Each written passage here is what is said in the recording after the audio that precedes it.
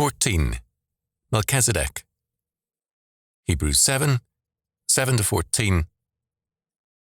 And without all contradiction, the less is blessed of the better.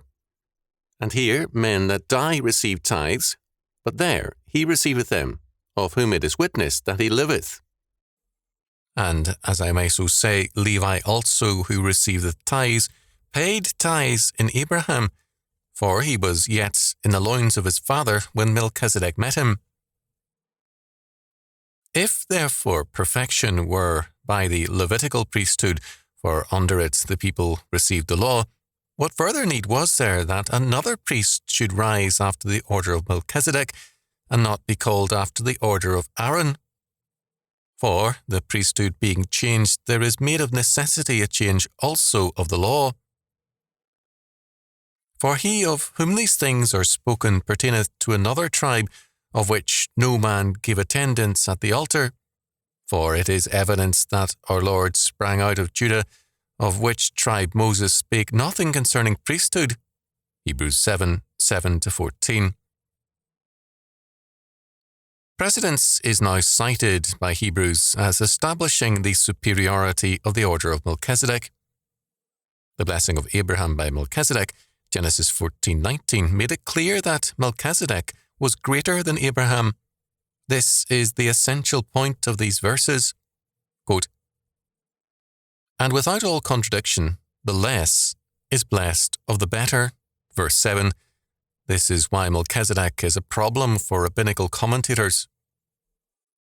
Then, verse 8, to make the matter even clearer, says, quote, and here men that die receive tithes, but there he receiveth them of whom it is witnessed that he liveth.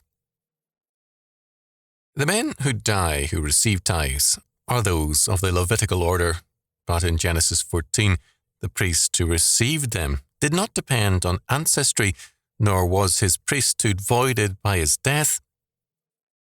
The priesthood of Melchizedek neither depended on birth, nor was it ended by death. It was from God, and therefore the human limitations were not imposed in it. The priesthood, in other words, was God's endowment on Melchizedek's person, not on his lineage. This raises questions that man cannot answer, but Psalm 110:4 is emphatic that the Messiah is a priest after the order of Melchizedek, a God-ordained priesthood radically different from the Levitical line. In verses 9 and 10, we are told that Levi, yet unborn, paid tithes to Melchizedek in the person of his great-grandfather Abraham.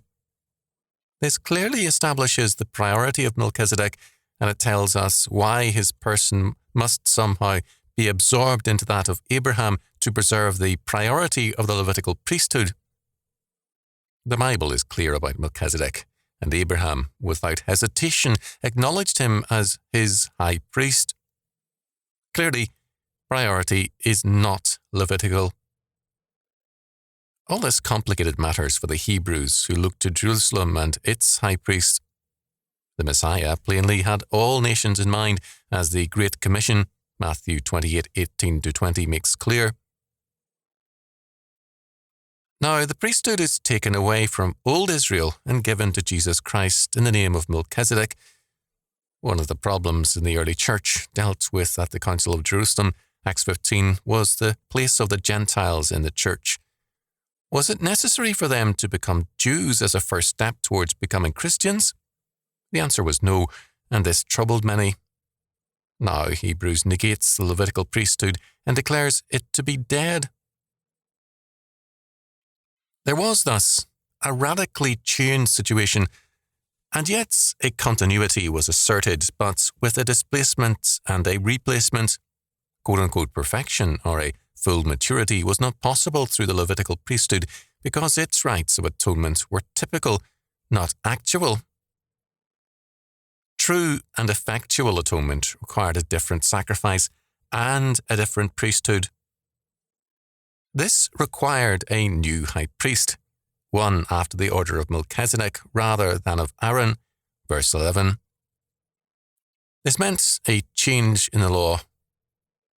Since the reference is to the priesthood and to the sacrifice, The change in the law has to do with the same. Antinomians make this change general, and they see it as abolishing the law, which is absurd. Theft, murder, adultery, and all the law were as much law after the crucifixion as before. When Christ died on the cross, the veil of the temple, quote, was rent in twain from the top to the bottom, Matthew 27:51, signifying the end of the validity of Aaron's priesthood and the old sacrificial system.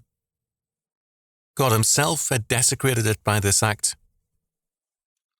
What follows in verses 12 to 14 makes this very clear.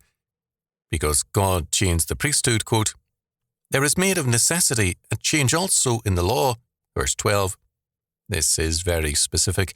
The new high priest requires a different law because his is a greater and a totally efficacious sacrifice. There is no reference here, for example, to any change in the law of weights and measures, Deuteronomy 25:13 to 16. To make large claims about the law as a whole being set aside is to rewrite the Bible by false exegesis. In verse 12, we are told that the priesthood is, quote, being changed, or better, quote, transferred to another order, end quote.